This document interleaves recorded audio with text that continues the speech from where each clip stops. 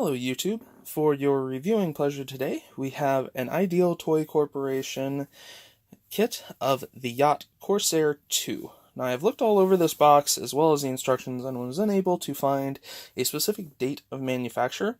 However, I will be throwing this into my vintage section due to the condition of the box design, as well as the lack of a UPC code. That's usually a decent indication that it was made at least before the late 1980s. Let's take a look around the box and we'll see what it comes with. So taking a look here, go ahead and zoom in just a tiny bit. We get a look at the other kits that was produced. So the Robert E. Lee, the SS United States, SS Constitution, the Wheeler Cruiser, as well as the Claremont, and the Atlantic. Ooh, go the wrong way. There we go. All right. And then taking a look here on the end, we have our kit number up here in the corner, which is, so get it to come into focus here. It is 3720298. Let's see over here. Made in the USA by Ideal Toy Corporation. The other side is identical on both ends, so don't worry about showing you guys that. Slide that out of the way. And let's take a look here at the instructions. So this is the ITC Model Craft instruction sheet. I'll go ahead and set the actual instructions aside for a moment. So you get a brief history here of the actual Corsair II. If you'd like to read, you can pause that. Opening up the instructions themselves, we have basic general instructions, and it does also give a sprue layout. It is because of the sprue layout I was able to determine that the kit that I had purchased was complete.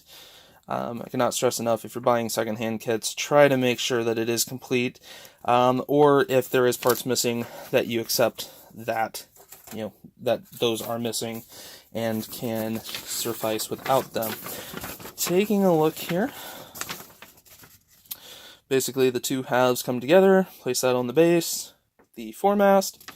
Now this is actually a steamship, however, as this steamship was built in the late 1800s, it was actually commonplace to still have a full sail rigging. So that kind of makes this a fun little kind of hybrid, I guess you could say, of a steam sailing ship. So that was step 1 and 2, putting some of the detail on, and then going to the rest of the detail, getting the masts put in. Does actually, and it is nice that it actually tells you, what you're assembling in each part, or what parts are part. So, like for example, you have your boom for the foremast, things like that. So, quite nice. And then we come back here to part 4, which would be painting instructions. So, no color photos of the actual steamship. So,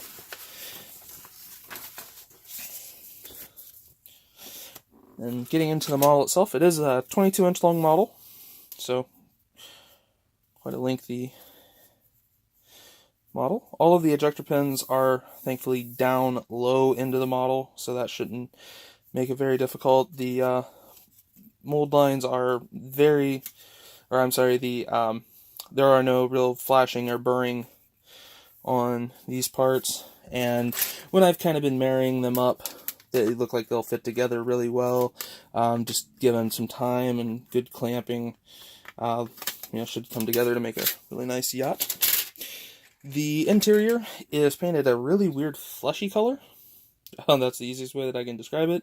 So you have the front mast, your lifeboats, which sadly the lifeboats do have an ejector pin dead center of all the detail. Luckily though, they all have oars and tops that should cover all of those ejector pins. Sorry, trying to make sure I don't take it out of frame. Setting that up, you have the main deck. Single deck with this one. A couple of recessed holes for the fore and starboard, bow and aft masts. All of your davits, as well as a couple of cannon. As this was a luxury yacht, piracy was still pretty big in the late 1800s. Comes with all the rigging blocks.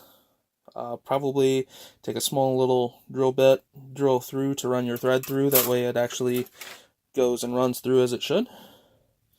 Couple of little sink marks up here on the wood grain detail for this roof, on the roof cabins here, you can see. But outside of that, and also on bow decking there you go. The nice display, as well as the bow rigging piece. Really, really well done. Has a nice rope detail that goes all the way around Corsair II. Get in there with a fine paintbrush, you can really make it look nice. Now, the decals, if I zoom in, let's see here, are on a very thick cardboard, or a very thin cardboard, or card stock. You can see there. And they're actually pre-cut, ready to be just taken out, folded over, and put into place. So lay those over here. Anyway, a couple of parts that have kind of come loose is going to be the smokestack, and then another top deck, the other main mast,